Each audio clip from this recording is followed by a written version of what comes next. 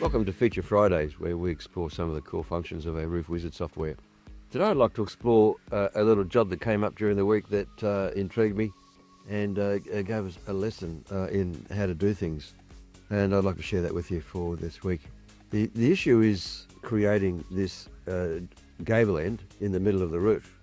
And when you create the outline, so if I do that real quick, I'll just file new, no, and if I construct roof, recover the outline that we created, and no, and we'll add a bit of overhang, hit OK and continue.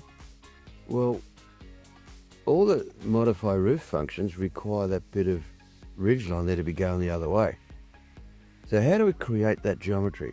Well, I'll say no to that for now. So first of all, I've got to create a Dutch gable there. That's what, if you remember, that's what we required. There we go.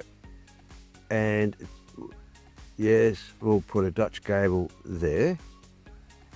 So that's what, that part looks okay. But how do we get this fella to work? Well, in fact, the only way to do that is with the functions called Smartlines.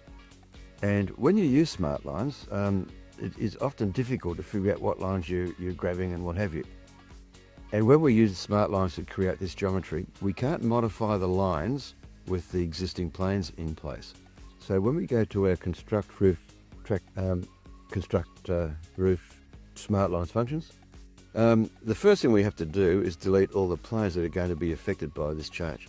And that's those 4 planes there.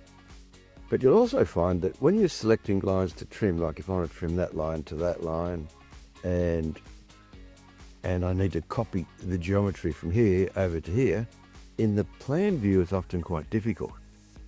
So what about if you went split screen vertical center and did a zoom fit in that view?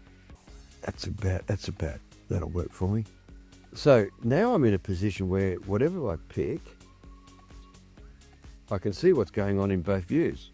So for example, I've trimmed that to a corner. Now I want to copy that bit of ridge line and I want to snap it. So notice that I've got it in both views.